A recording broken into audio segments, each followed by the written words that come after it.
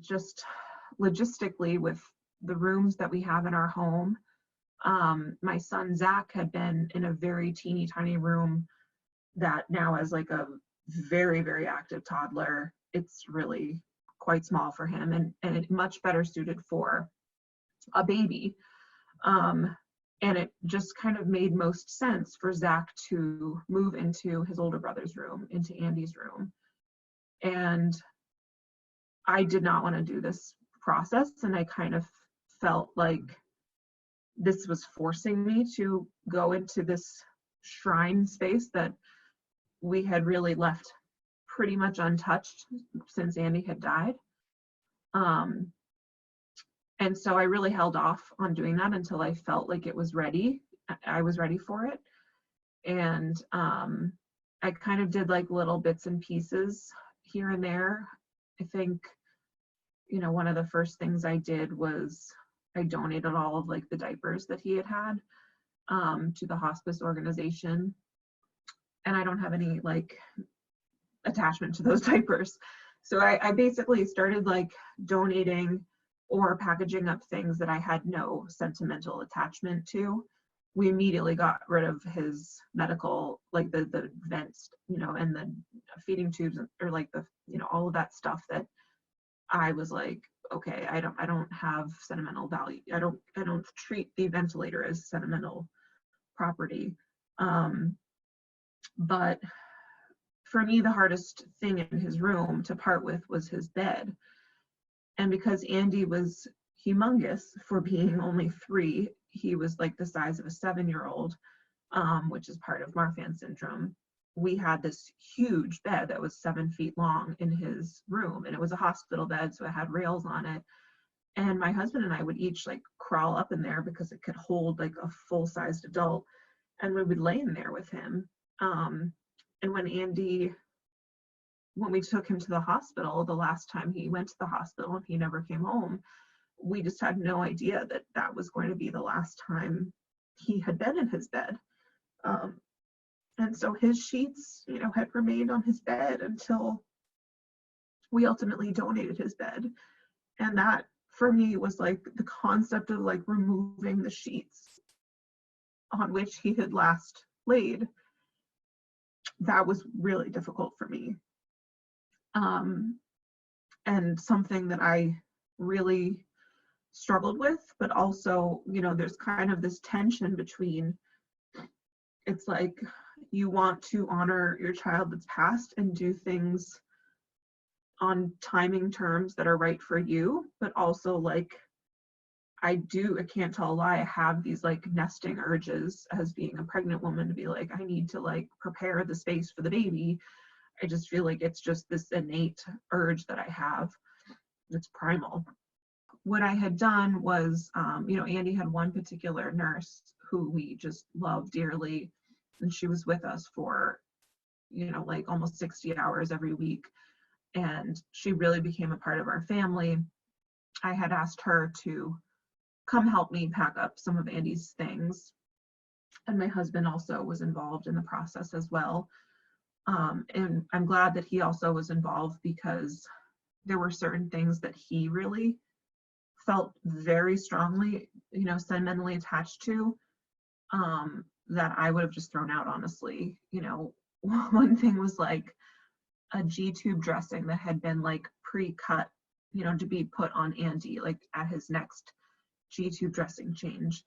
That's something I would have just tossed. But like Nathan, my husband, felt like this connection towards like, this is something that was prepared for Andy. And so he just was like, I want to keep that. So at least for us, it was important, I think, for us to go through that process together. And then, you know, because Andy, he just had such an untimely death, and even though we knew he was eventually going to pass, you know, he had passed shortly after his 3rd birthday. So he had gotten a lot of clothes for his birthday, some of which had never been worn. And it was hard packing that stuff up. But I personally didn't feel, and I know some other parents might feel differently, but I have two other boys besides Andy, and I will, I think, like years down the road, and granted, like we are many years away because these are size 7 clothes, but I think it's going to be exciting when like I do get to that bin that's like size 7 and I'm able to pull from Andy's clothes, and his brothers will be able to wear his clothes down the road. So we did keep pretty much all his clothes, and there were a few items that I created separate bins.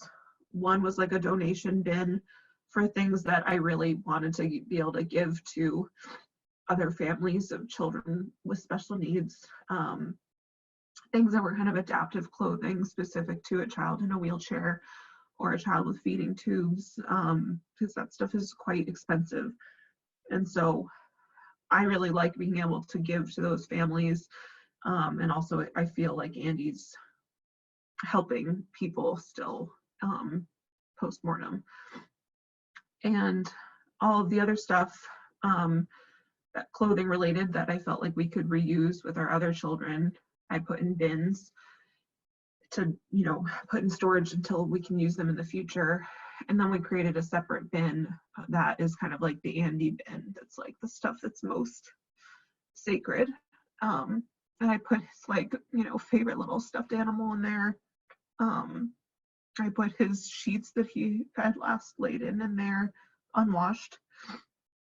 And, that's something that we want to kind of create like a hope chest with.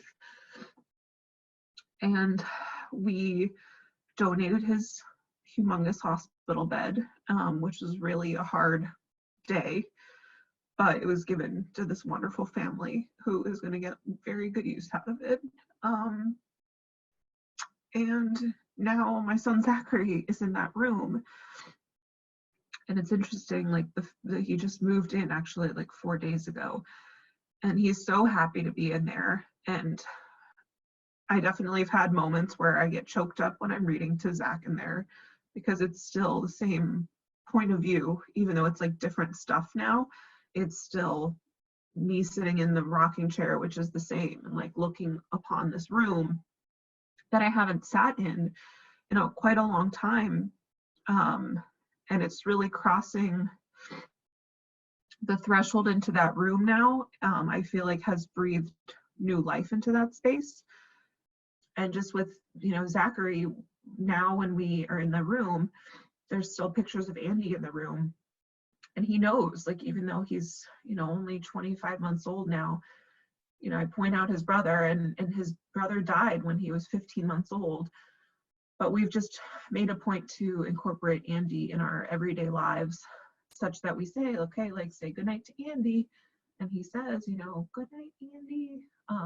So I think that moving Zach to Andy's room, it's been, I won't lie, it was very difficult, but also it's created these, other special moments that I wasn't really anticipating. And I've been very grateful for those.